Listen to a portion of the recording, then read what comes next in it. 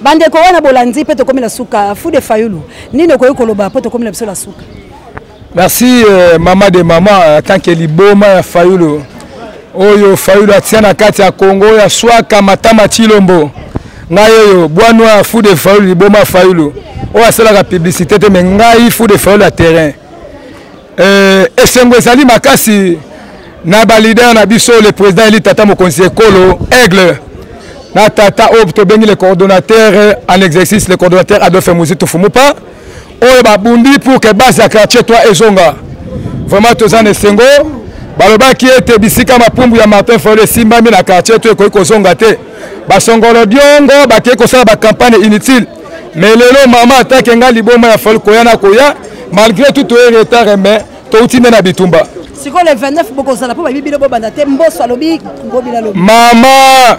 botu na camarade mboso tata wana ali na âge ya ménopause lobi amonaki makambo ne parce que tozali na charge ya changu maître Clément Mouza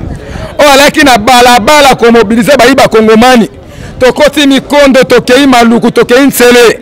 toye masina bisika mboso akopesa campagne discours na ye attaque à ligne ya mulenda attaque à ligne exipateur pe ali menteur ya peuple oyo apesaki mbongo asombaki na mbongo bakele ko discours ya mboso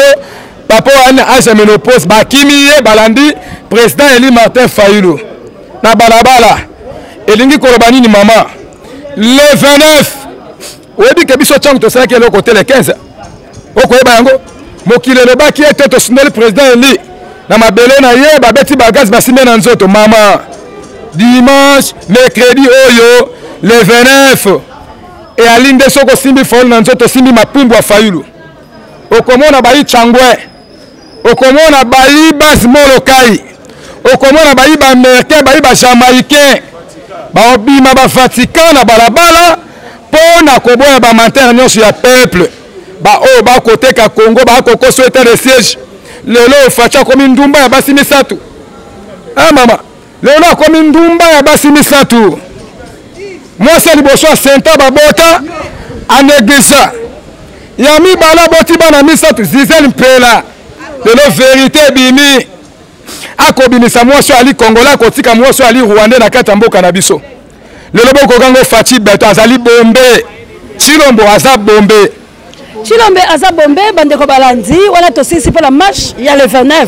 bandeko yanga pote soki totiki bango awa tango kabuya zola bebele bozola ndabato babayike fu de Fayulu wana tokute le 29 le 29 la balabala toyebi ete tokutele mama kama kosala malamu matondo mingi. Merci maman.